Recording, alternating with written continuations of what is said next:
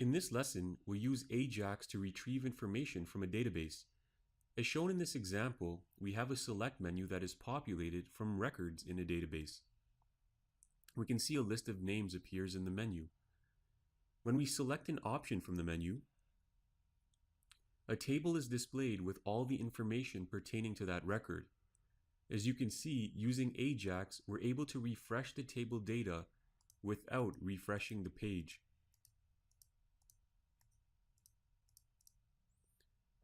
Let's take a look at the structure of our database before coding our files. You'll need to import the database in phpMyAdmin. To do so, download the testdb.sql file in the Downloads folder corresponding to this lesson. Remember to open phpMyAdmin. You can do so directly from the WAMP or MAMP menu depending on which one you're using. And once you have it open, click on the SQL tab and paste the contents of the testdb.sql file into this text area. Remember to clear it first. And just paste it in here and click Go. And that'll import the database that we're using. Once you've done so, you'll see the test database appear on your right column. It's called the testdb. Expand the database and click on the students table. Inside the table, we can see 4 columns: ID, fname, lname, and mark. There's also 4 rows with student data. So John, Ted, Barbara, and Donald. Every time we select a name from our select menu, the data pertaining to the student name selected is displayed. Okay, so for example, John Smith has a mark of 80 and his ID is 1. So let's go ahead and get started. First, we'll need to create our main page, and that's the page that'll display the data from the database we just looked at. Now create a new document in your text editor and save the file as index4.php in your XML folder.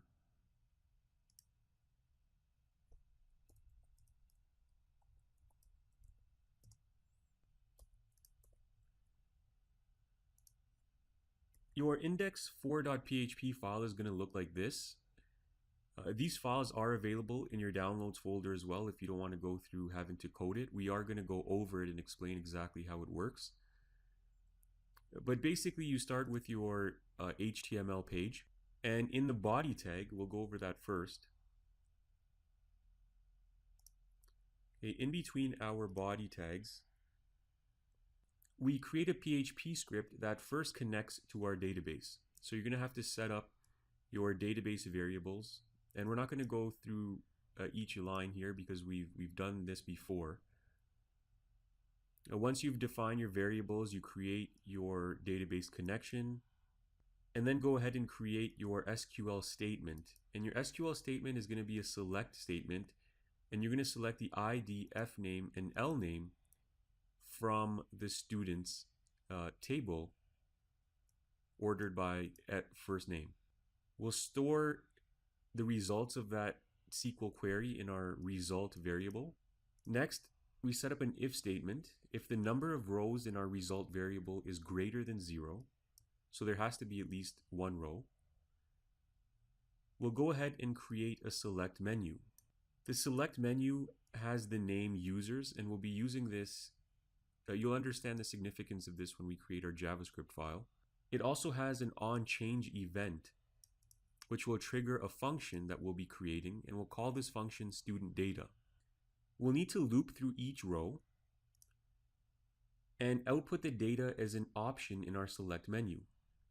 The option value will be the ID, and the display will be the first name and last name as seen in our example. So each one of these items in the select menu has an ID attached to it. Okay, so this is ID 1, ID 2. But what we see in the select menu is the first and last name. And so that's what our what this while loop does here. And you can see that the content is retrieved in our row variables. We have ID, fname, and lname.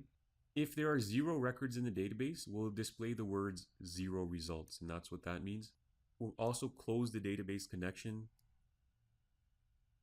And if we look down here, after our PHP script, we've created a div that will display the data from our database. We'll need to attach a div ID, and we've attached the ID hint.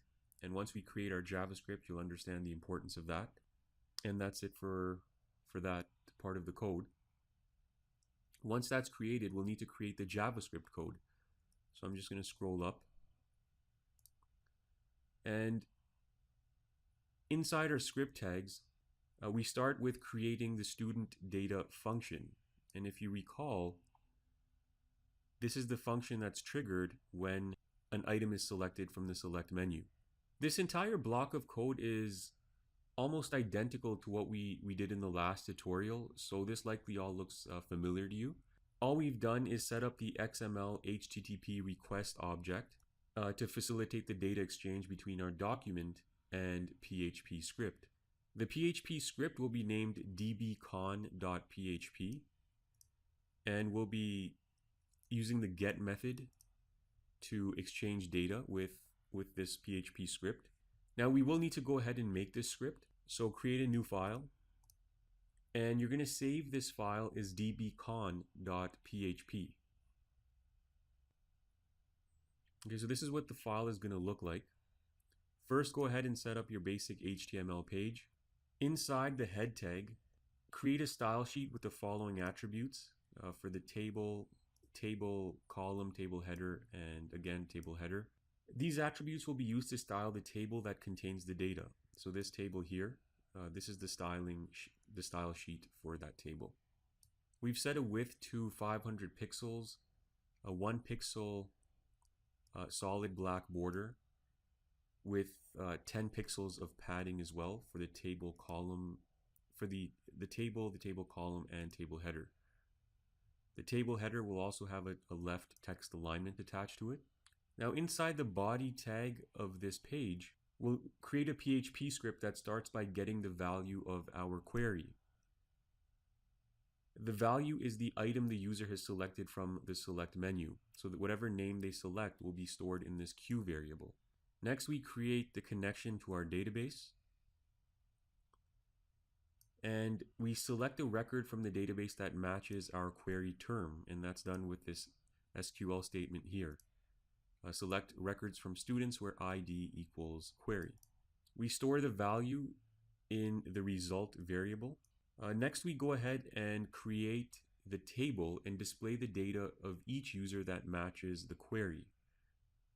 So because each user can only have a single ID, okay, it's going to pull up the record that matches the ID corresponding to the item that was selected in the menu. So for example, if we were to pull up Ted Evans has the ID 2, and so here we have a table with the headings ID, first name, last name, Mark, and a while loop that outputs the data contained in the rows pertaining to ID 2. So first name, well, ID would be 2, first name would be Ted, last name Evans, and Mark 60. And once that's done, all that's left is to close the connection. And those are both the pages you need to make this script work. So once you've completed that, and please make sure that both these files are stored in the XML folder, otherwise this will not work. But once you have that created, go ahead and test your script.